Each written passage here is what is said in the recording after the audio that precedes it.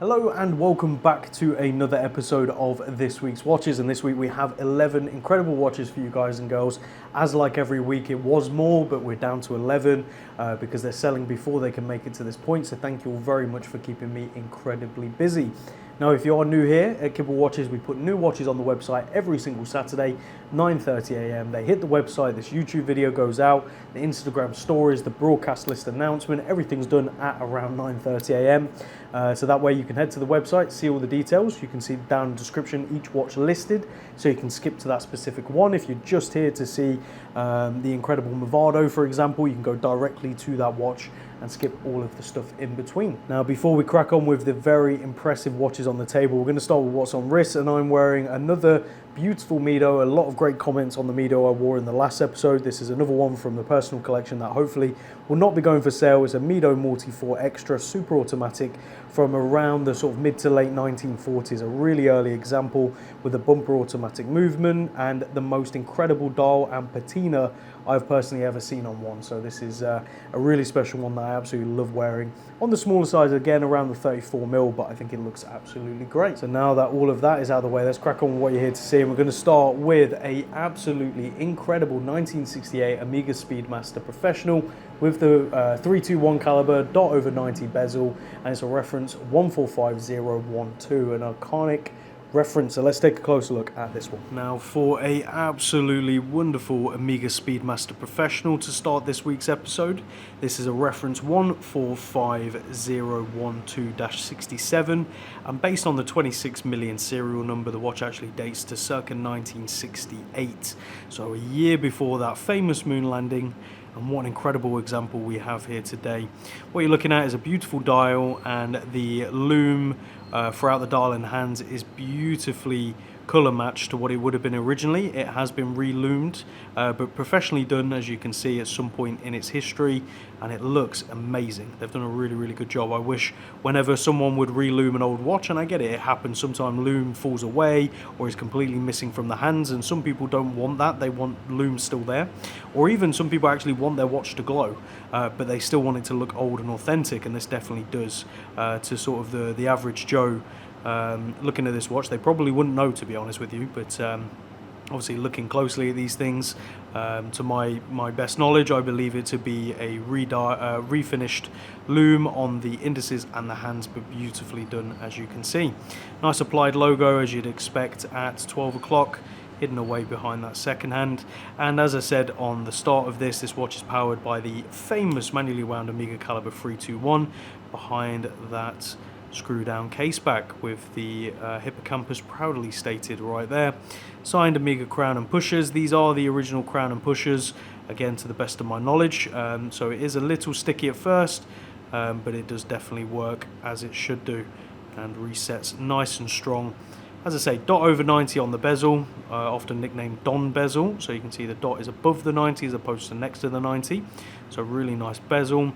And you have a beautiful bracelet. This is a 1039 bracelet, which has sprung ends towards the clasp, as you can see, and the springs are nice and strong on these. Obviously it is a worn bracelet, but to be honest, this is a very strong example from the ones I've seen over the years. Nice end links as well. Everything about this is just a wonderful example. It comes with no box or paperwork, unfortunately, but as you can see, it's just one of those examples that you just don't come across often. So let's show it on wrist and talk dimensions. And here we go, comfortably on my 7-inch wrist. You can see that is one beautiful looking watch. Proportions are perfect, but then again, if you've ever tried on a Speedmaster Professional, that will come as no surprise. So this is 42mm by 47mm lug to lug, 13.5mm on the thickness and 20mm on the lug width. So endless options for straps, and for me, this flat link bracelet is personally my favorite Speedmaster bracelet. But the Speedmaster looks great on leather straps, so do check it out on the website today. From one iconic Omega to another, this is a 1944 Omega Dirty Dozen, which is the 35mm military watch, a really incredible watch. Nice clear engraving still on the back, really good solid case, and nice original dial and hands, which is what we like to see. So let's take a closer look at this one. Now, this is one for the watch buffs out there. This is a beautiful Omega 30T2 WWW Dirty Dozen with the broad harrow proudly stated under the Omega logo right there. Nice original dial and handset. You can see the Minute hand has developed more patina than the hour hand. Sometimes this happens. I mean, you've got to think at the end of the day, these are filled with pretty, like, they're mildly radioactive luminous material. So it will react to the metal, which is often a base plate. So just keep that in mind. And, you know, a fair few of these went back to the MOD to be repurposed. So the lume was sort of scratched off and reapplied and things like that, but this is a nice original one. And you've got to also keep in mind that these were issued in 1940, well, this one was issued in 1944, right towards the end of the war, so they often saw little to no action, some of these watches, and as I say, were repurposed down the road. Now, as we take off this NATO, you'll be able to see the screw down case back right here with all the military markings, nice and clear, as you can see. And as you'd expect, fixed lugs, which again is what you'd expect of this reference. But the main highlight for me is the dial and hands. It has got an Omega logo crystal, which is a later crystal that someone has fitted on it at some point. We've left it on there. Obviously it's a later crystal, so it's not what would have been on it originally, but the profile is quite nice, and actually it works. You know, there's no harm in that at all. Inside is a manually wound Omega caliber 30T2, famous movement that Omega used back in the day, and as I say, circa 1944. These don't come up that often, and when they do, you know, there's refinished dials, refinished hands. Those kind of things are quite common, unfortunately. Or the case back isn't very visible anymore, the engraving's sort of worn down. Someone did the smart thing by putting a sticker over this one to sort of keep it from wearing, because at the end of the day, these NATO straps, they rub on the case and will sort of wear things down and create marks. So again, I'm glad someone did that. So let's show this one on wrist and talk dimensions. And here we go, on my 7-inch wrist. These wear beautifully, and the black NATO is kind of a classic. Grey NATO, green NATO, everything looks good on it. Even a brown leather NATO, like a single pass-through. The Dirty Dozens I've personally owned in the past, that's what I've put them on, and I think they look great. So what you're looking at dimension-wise right here is 35mm by 45mm lug to lug, only 11.5mm on the thickness. Do keep in mind that's not including the NATO strap, and 18mm on the lug, so endless options for NATOs on this one. So go check it out on the website today. Next up, a reference you don't see every day, and that's this 1969 Omega Seamaster 200M Flightmaster is its nickname, with the incredible shock mesh style Omega bracelet and a really nice original Bakelite bezel on this one. So let's take a closer look. Now on to a fan favourite amongst the vintage Omega Seamaster lineups, and the ones that can still be had for a relatively good price. That's the Seamaster 200M, often nicknamed the Flightmaster, with the most crazy sort of 70s case, even though this is circa 1969. As you can see, this is the reference 166.091, and the reason a lot of people prefer this over some of the other models that are similar is you actually have a screw case back. It's not hermetic or monocoque where it's all through the front. You have your standard style case right there. You can see nice screw down case back, and inside is an automatic Omega caliber 1001.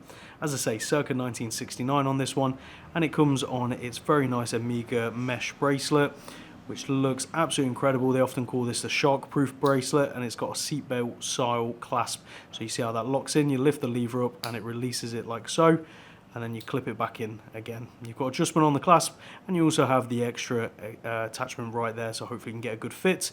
But at the end of the day, if not, this is a 22mm lug width, and you'll be able to wear it on a nice rubber strap.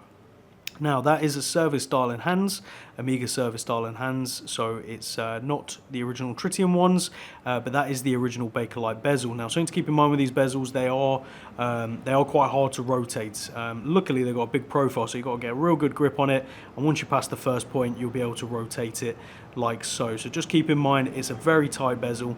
That's to be expected and is often the case with these original bezels. So give it a real good turn, but then again, once you've got it lined up at 12, most people don't use the bezel, but if you want to, you can. Just be aware it is quite tight. Nice crown at 3 o'clock, which is screw down. And yeah, just a nice honest example. As I say, service dial and hands, not the end of the world, but beautiful nonetheless. And again, priced as such. The price of this I think is absolutely incredible. So let's show it on wrist and talk dimensions. And here we go, on my 7-inch wrist. It's definitely a beast, but it looks amazing and menacing on the wrist. It looks like a true tool watch, which I guess is what Omega was going for with this, at 40.5mm by 51.5mm lug to lug, only 11mm on the thickness, so surprisingly thin on the wrist, and 22mm at the lugs. So endless options for swapping this one out if you don't get on with the bracelet. So go check it out on the website website today. So that's the three Omegas out of the way. Now on to what will probably be the most affordable two-tone Submariner in the UK, especially a bluesy. This is a 2002 Rolex bluesy 16613, which has had over £1,100 of work put into it before bringing it to the website, so it's an absolute bargain. Let's take a closer look at this. So as I said in the intro to this one, probably one of the most affordable two-tone Submariners you can buy right now, especially in the UK, and especially a bluesy. This is a 16613 reference from circa 2002, and behind that closed screw-down caseback is an automatic Rolex caliber 3135. Now the reason this is the most affordable one is because, well, it's not the most perfect example, let's put it that way. I've sold a fair few of these, some with box and papers, with stickers, all kinds of different things. This is just a worn example that we've done our best to bring to sellable standard again for someone to wear and enjoy. So this is the perfect one if you're just after the watch, like you just want to wear the watch and enjoy it, and you want to pay as little as possible to get that process. This is the one for you. So what you're looking at is a 2002 model, and some of you keen-eyed people will look at that clasp and go, that's not the correct clasp. This is an earlier clasp on the watch. At some point, the original has been swapped out. For those of you that are in the know, 2002, it would have had gold through the clasp because you have solid end links. So the bracelet and the solid end links are correct. The clasp is just an earlier clasp that someone at some point has swapped out. You do have your dive extension still in there, as you can see, and we have had the watch refinished best possible, and obviously there is some stretch on the bracelet and links, which again is to be expected of a well-worn example, but again, just being completely honest with you, there are a couple of faint hairline scratches to the crystal, and we have a new OEM bezel fitted, so original Rolex manufacturer bezel, and the old bezel is in the box still, so it has the scratches and things like that. Nice luminova dial in hands, nice solid screw down crown at 3 o'clock as you'd expect, and it does have a service card from Rolex from years before as well in the packaging, so do check all that out. But as I say, a nice honest example that can be worn and enjoyed, and you save yourself a good £1,000 plus at least in some cases. Some people are asking still close to £10,000 for these, so our example is a bargain and a half. So let's show it on wrist and talk dimensions. And here we go on my 7-inch wrist. It looks the part and it looks amazing, especially for the money. But let's talk dimensions. So 40mm by 47mm lug to lug, 12.5mm on the thickness, and 20mm on the lugs with drilled lug holes and solid end links, making this a really great example. So go check it out on the website today. From there to a model you do not see every day. After having a Blancpain in the last episode, we've got another one in this episode. This is the Air Command flyback chronograph in 40mm with the most amazing bezel. A really, really cool watch. So let's take a closer look at this one. Now we have a really nice Blancpain Air Command flyback chronograph with that gloss black dial, beautiful subdials, broad hands and indices throughout, and you have this raised 3D bezel which looks incredible. As always with these bezels, they do have a little bit of play, but it's a really nice action. When you use it, you can hear that click going round, and we'll get that lined back up. Now you have a really nice screw down crown at 3 o'clock and screw down pushers, so you have to unscrew the pushers to use them. So you can see starts, oh my apologies for that, good old Clark and Well, nice and noisy as always. Start, stop, as you can see. And as this is a flyback, it technically means, well, it doesn't technically, it means you can reset whilst the chronograph is running, so it flies back whilst it's going. Nice little feature. Obviously stop and reset as usual, ensuring you screw down those pushers after use. Now the watch does come on its original bracelet, which has a push button design for the clasp, as you can see, nicely done, and a nice screw down case back with number 66 stated. This is an early example from early circa 2000s. No box or papers with this one, unfortunately, but it is priced as such, and a great way again to get into a nice Blancpain chronograph without breaking the bank. So not a huge amount more to say on this. Inside is an automatic Blancpain caliber F185.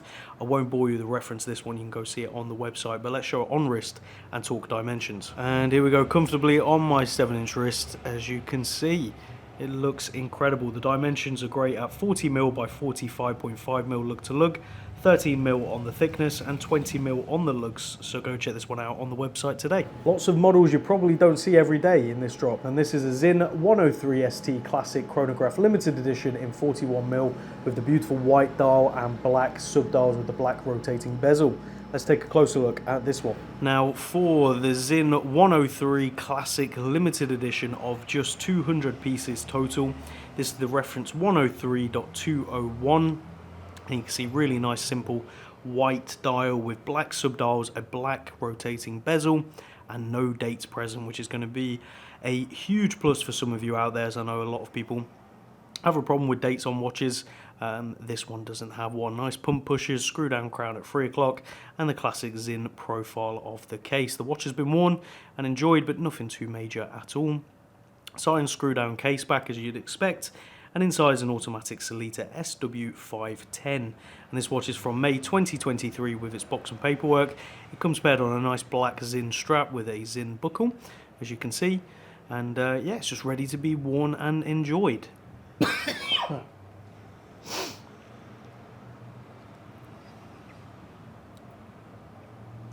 And this watch is obviously harping back to some of its earlier days of design, and I think they've done a really good job of bringing that to the modern front without going too crazy. You know, it's 41mm. I think the size works for the design, and again, it sort of ticks the box for a lot of people out there. So let's show it on wrist and talk dimensions. And here we go on my 7-inch wrist. As you can see, the proportions definitely work at 41mm by 47.5mm lug to lug.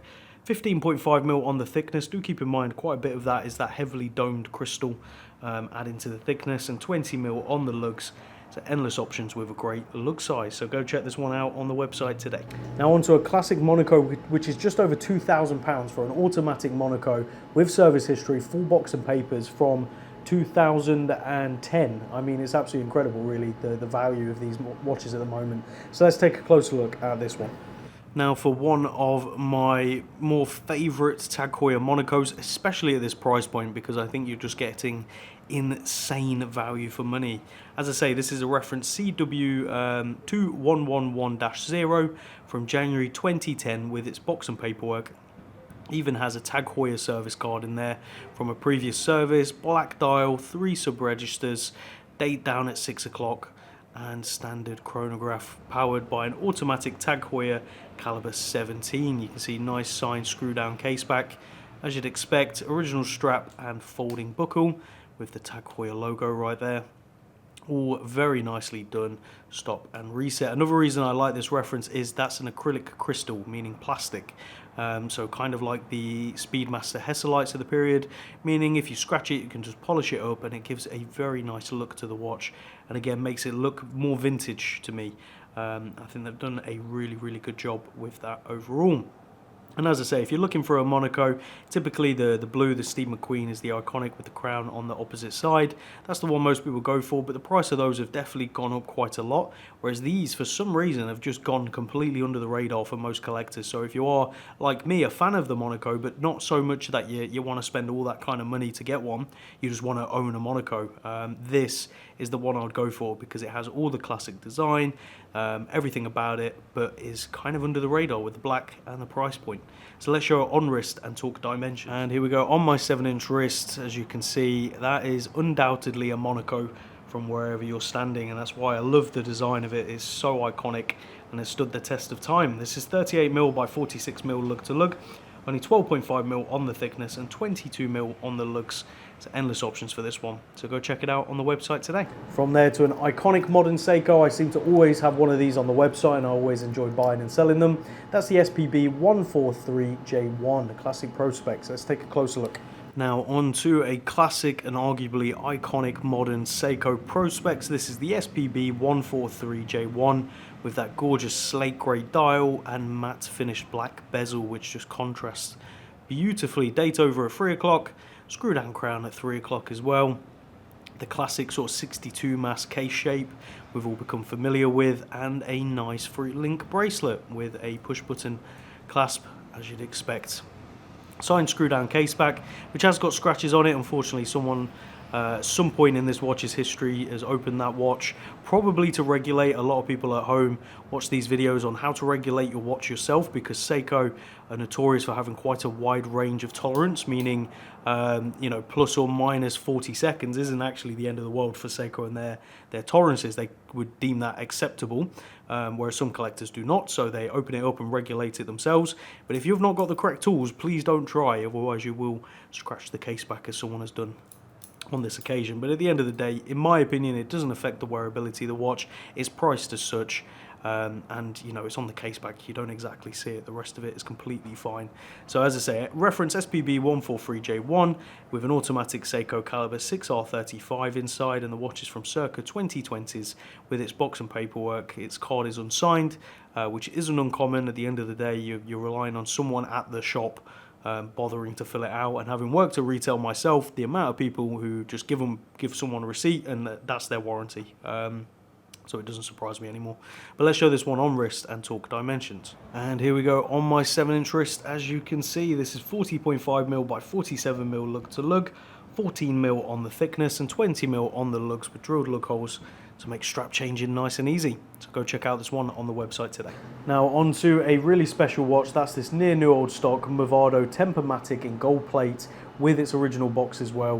Really great condition on this one. I think it's gonna sell quite quickly. So let's take a closer look at this one. Now on to this gorgeous near new old stock Movado Tempomatic automatic with a date right there.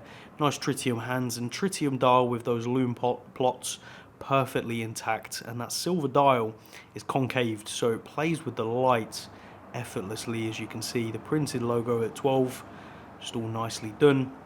Really solid gold plated case, which is nice with its chamfers and full plating throughout.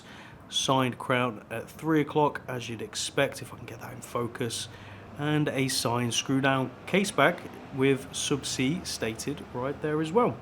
So this is a reference 4825, and inside is an automatic Movado caliber 608, which is pre-quick set, meaning you have to manually go around to change the date if you've not worn it in a while. So obviously do keep that in mind. And it's from circa 1970s with its box. Now when we refer to near new old stock, what we mean is this has been pretty much sat in storage for the majority of its life. So you will probably find some scratches and some signs of like what look like usage, but it's just from storage. You know, at the end of the day, this probably sat in a watchmaker's drawer somewhere, you know, and just never got round to actually being worn or stored correctly. You know, it wasn't probably wrapped in bubble wrap, it was probably just thrown in the side, as I've seen so many times with old watchmakers who have been doing this a long time. You know, at one point these were probably worth nothing, so it was just probably left there for parts or something. It's amazing the kind of things you sometimes find at watchmakers' desks and in their drawers and things like that. So yeah, that's how it works. Let's show it on wrist and talk dimensions. And here we go on my 7-inch wrist. I think that looks absolutely gorgeous, and I would totally wear the life out of this. This is 34mm by 41mm lug to lug, only 10.5mm on the thickness and 18mm on the lugs. This will look great on a brown strap as well, on a range of straps really with that silver dial, so go check it out on the website today. Now on to another great value proposition. This is a 9-carat gold mapping with an automatic ETA day-date movement. As I say, 9-carat gold, really simple, really classic, automatic, a great option for someone looking for a solid gold vintage watch that's not going to break the bank. So let's take a closer look at that one. Next up, we have something quite interesting and something you really don't see every day. That's this 9-carat gold mapping with a date proudly stated right there on the dial, as you can see, with a black date wheel and a white date disc. Hopefully that made sense, giving it quite a nice contrast. This sort of silver dial, nice hands as well, and the case is 9-carat gold with these short stubby lugs, which I think look really cool. Crown at 3 o'clock and a snap-on plain case back. Inside an automatic ETA caliber 2789, and this is a reference 984-1, and the watch is from circa 1975, dated via the hallmarks on the inside of the case, which is always nice. With the SA marks, you can determine the year, so we know this is a 1975. So anyone out there born 1975 looking for a nice gold watch, or you're looking for a gift for someone born 1975, I think this is a really cool thing to get someone, you know, especially if they're not even into watches really, to have a solid gold vintage watch that was made when they were born, and in, you know, as I say, solid gold. I think that's kind of cool. But anyway, let's show it on wrist and talk dimensions. And here we go on my 7-inch wrist. As you can see, nicely proportioned at 34mm by 39mm lug to lug, only 10mm on the thickness and 18mm on the lugs. So go check out this watch on the website today. And last but by no means least, probably my favorite on the drop today and one of the most affordable, that's this near new old stock Jubilee by Longines Wittnauer, and it comes with its box, swing tag and unsigned paperwork, which is pretty amazing. So let's take a closer look at that one. Next up is a watch I will not be sad if it doesn't sell, to be completely honest with you, because I think it's amazing. It's this very cool near new old stock 1970s Jubilee, which is a brand made by Longines and Wittnauer, as proudly stated on the box and the swing tag. So obviously it was like a secondary brand that they could probably make at more affordable prices, slightly different designs, but still attach that name to it. Kind of how you have Tudor back in the day, and they would use Rolex cases, Rolex crowns and things like that. So it was obvious it was a Tudor, but still made by Rolex. Similar thing here with Jubilee, I suspect. Really amazing square dial right there with 2 tones of blue and 2 finishes, which is really nice. Arabic 12 and 6, which just look amazing. And the indices throughout, nice leaf hands, and inside behind the case back, right there, if I can get that in focus, it's not going to focus, is it? There we go. So behind that case back is a manually wound caliber 601, the reference to this one is 1130, and the watch is from circa 1970s with its box, swing tag and unsigned papers. I've put it on this nice grey alligator style strap, which I think really brings out the blue and looks amazing, and the case is fantastic. As I said with the previous watch, near new old stock means it's basically just been stored, so you might see a scratch here and there just from where it's been stored over the years. Typically these are stored with watchmakers who, you know, have kept these kind of things for parts or because they weren't really worth anything. They've left them in a drawer, forgot about them. And if that sounds ridiculous, if you've ever been into an old watch shop, you'll know exactly what I'm talking about when I say just drawers and drawers and drawers of parts and watches and things that often they have no idea what's in them, especially if they've been around 40, 50, 60 years. The stuff they accumulated back then, you know, they may have bought, for example, a job lot of 50 of these, all new old stock, all with everything, had them in their shop window one at a time and just forgot about them as time went on. I've heard these stories many times over, so a really cool watch. But let's show it on wrist and talk dimensions. And here we go on my 7-inch wrist, a really cool looking watch on the wrist, and I think perfectly acceptable for any wrist size as well. I would totally rock this. 31mm by 36mm lug to lug, only 10mm on the thickness and 16mm on the lugs, so still endless options for that one, but go check it out on the website today. So there you have it, guys and girls, something for everyone in this drop, with 11 watches from a 2-tone Submariner to a most incredible Speedmaster Professional, arguably one of the most iconic references, to a Blancpain, to Zinn, to Tag Heuer, to everything you could possibly imagine, including a Jubilee, which is a brand I had never stocked before, so there you go. Let me know down in the comments, what's your favorite in this week's drop? The Speedy I think is my obvious favorite, but like the Jubilee I would happily wear as well as that. So that's the kind of collection that I build myself. You know, I have stuff from Rolex and all the way through to very affordable, cool, quirky pieces. So yeah, I look forward to reading what's your favorite, and I look forward to seeing you all again next week, where we have another incredible, I think 11 watches or 12 watches. There really is something for everyone again in the next drop. So I look forward to seeing you all of them. Take care.